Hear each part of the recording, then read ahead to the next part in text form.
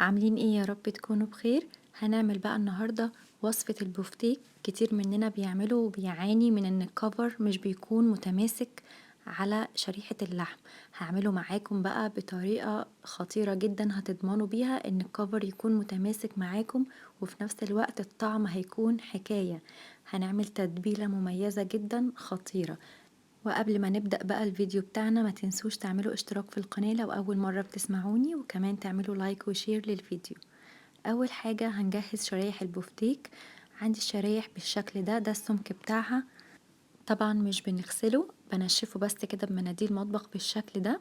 وهاخد كل شريحة هحطها بالشكل ده على كيس تلاجة واغطيها بالوش التاني. وهجيب بقى مدق بفتيك او اي حاجة متاحة عندكم ان انتوا تدقوا بيها البفتيك، وهضغط على كل شريحة بالاتجاه لبره.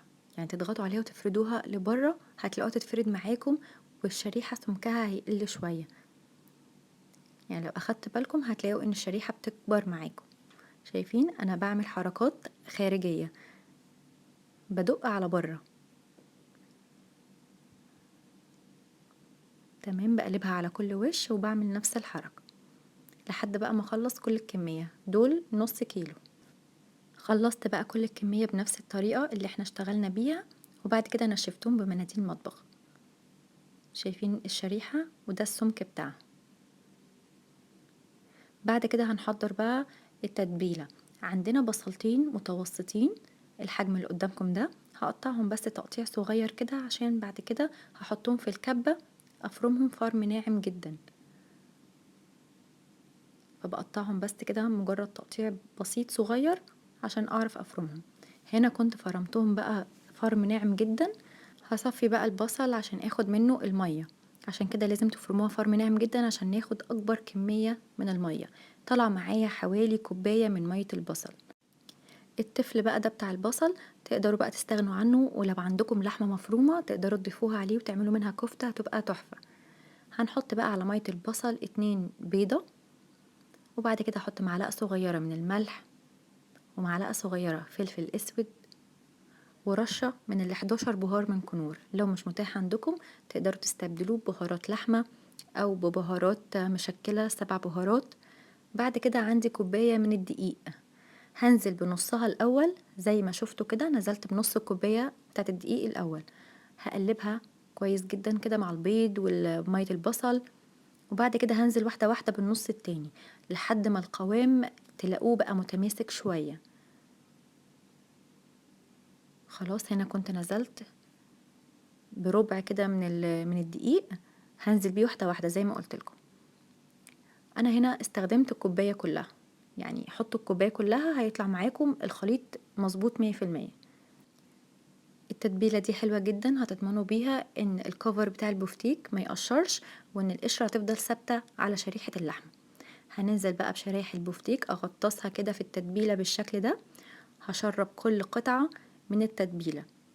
التتبيلة دي اخدت النص كيلو. تمام، يستحسن طبعا لو حطيتوا البفتيك في التتبيلة قبلها بليلة كاملة.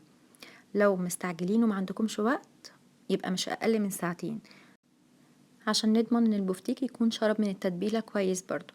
هنشيله بقى، انا هنا شيلته ليلة كاملة في التلاجة. هنغطيه بكيس عادي ونشيله في التلاجة. هنعمل بقى المكرونة. عندي هنا 400 جرام من المكرونة، وحطيتها بقى في مية مغلية، وحطيت ملح، معلقة صغيرة من الملح. هديلها بقى كده تقلبتين. ده الشكل اللي انا استخدمته اللي هو بيبقى نص دايرة كده. هسيب بقى المكرونة تتسلق من 10 دقايق لربع ساعة. تمام، عشان الناس اللي بتعجن معاهم المكرونة. وكل دقيقتين كده بقلبها عشان ما تلزقش برضو. وانا مش بحط زيت خالص، مجرد بس معلقة صغيرة من الملح. هنا بقى المكرونة بتاعتنا كانت استوت، وبنعمل لها تيست كده. بنطلع مكرونايه بنقسمها بنلاقوها خلاص ان هي استوت من جوه. اخدت حوالي 10 دقايق ربع ساعة. وكمان بيبقى مكتوب الوقت بالظبط اللي بيتسلق فيه المكرونة على حسب نوع كل مكرونة وشكلها، عشان الناس اللي بتبقى حابة بالظبط الوقت يبقى قد ايه. الناس المبتدئة تبقى مطمنة وهي بتسلق المكرونة عشان ما تعجنش منها. يلا بقى نعمل تسبيكة الطماطم. هنحط معلقتين كبار من الزيت. اول ما يسخنوا هننزل بعصير الطماطم. هنا ضربت 4 طماطمات متوسطين هنزل على طول بيهم اول ما الزيت يسخن، وهصفيهم زي ما انتوا شايفين كده، بصفي الطماطم عشان البذر بتاعها والقشر. بعد كده بقى هزود الاضافات اللي انا هضيفها. هحط معلقة صغيرة مليانة من الصلصة عشان تعزيز اللون، وكمان هحط رشة بسيطة من السكر، ومعلقة صغيرة فلفل اسود، ورشة من الكزبرة الناشفة. تمام، دي رشة السكر اللي انا قلتلكوا عليها في الاول. مش هضيف الملح دلوقت غير لما الطماطم تتسبك. هسيبها بقى على نار هادية لحد ما تتسبك والزيت يفصل. شايفين الزيت نطر اهو على وش الطماطم. تمام، هنبدأ بقى هنا نجيب المكرونة اللي احنا سلقناها، وما ننساش نحط الملح. نزلت بقى بالمكرونة، ده الشكل اللي انا استخدمته. هقلبها بقى كده. شايفين لون الطماطم خطير، طعمها بجد كان تحفة. وحطيت بقى رشة الملح، وهسيبها بقى على نار هادية واحط الغطا لحد ما تتبخر. هنا كانت اتبخرت معانا، طالعة مظبوطة ومفلفلة، وكان طعمها والله تحفة. يعني هي مكرونة بس يعني كان طعمها خطير. امشوا بالخطوات اللي انا عملتها لأي حد مبتدئ، هتطلع معاكم خطيرة وناجحة من اول مرة. شايفين ده اللون بتاعها الواضح اهو، طالعة مظبوطة 100%. تمام كده، خلصنا المكرونة بتاعتنا اللي احنا عاملينها جنب البفتيك. نرجع بقى للبفتيك. هنجهز بقى هنا بقسماط ناعم. تمام، حطيت كيس بقسماط ناعم، على حسب بقى الكمية اللي انتوا تستخدموها، على حسب كمية البقسماط اللي انتوا هتستخدموه. استخدمت اللي هو الريتش باك.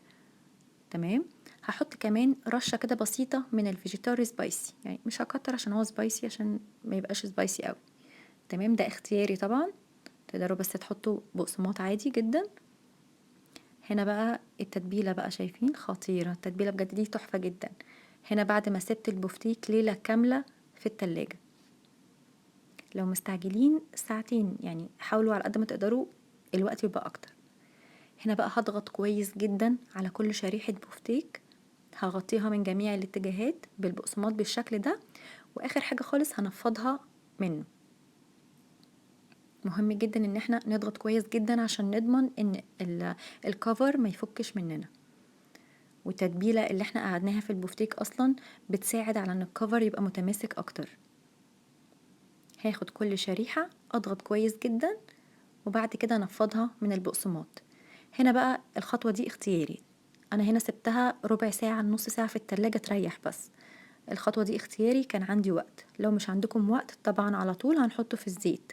الزيت هنا غزير وسخن جدا، بس درجة حرارة أقل من المتوسط عشان البفتيك يستوي معانا، فلازم درجة الحرارة تكون هادية شوية عشان ما يتحمرش من فوق ومن تحت ويبقى من جوه لسه مش مستوي. فخدوا بالكم من الخطوة دي، يعني الزيت يكون سخن بس درجة الحرارة تكون هادية عشان البفتيك تضمنوا ان هو يكون استوى من جوه. تمام، بمجرد ما بياخد لون من تحت بقلبه على الجنب التاني، واسيبه برضو لحد ما خلاص يعني يستوي من الجنب التاني، واشيله برفعه وبحطه على مناديل مطبخ. تمام، مش بقلب فيه كتير عشان برضو ما يفرهدش مننا. شايفين لونه تحفة ازاي؟ الكاميرا برضو ظلماه، لونه كان خطير وطعمه كان يجنن. هكمل باقي الكمية بنفس الطريقة. وده كده كان كمية البفتيك اللي انا حمرتها. شايفين شكلها خطير قد ايه، والكفر باين جدا انه متماسك. هتنجح معاكم من اول مرة. يلا بينا بقى نقدم الاكل بتاعنا. هنحط بقى المكرونة بالشكل ده. بجد المكرونة والله كان طعمها تحفة.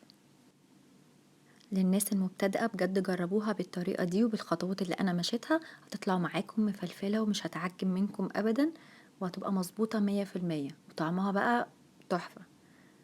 حطيت بقى كمان البفتيك، شايفين لونه وشكله خطير. تعالوا كمان اقطعه معاكم. شايفين الكفر بقى متماسك ازاي، ومن جوه مستوية وكل حاجة مظبوطة 100%. شايفين الكفر؟ هينجح معاكم من أول مرة. التتبيلة بجد دي خطيرة، طعمها حلو جدا، وياريت لو تقعدوها في التتبيلة زي ما أنا عملت ليلة كاملة. وادي كمان المكرونة، طعم وشكل وكل حاجة كانت تحفة، والبفتيك كان عظيم ناجح جدا.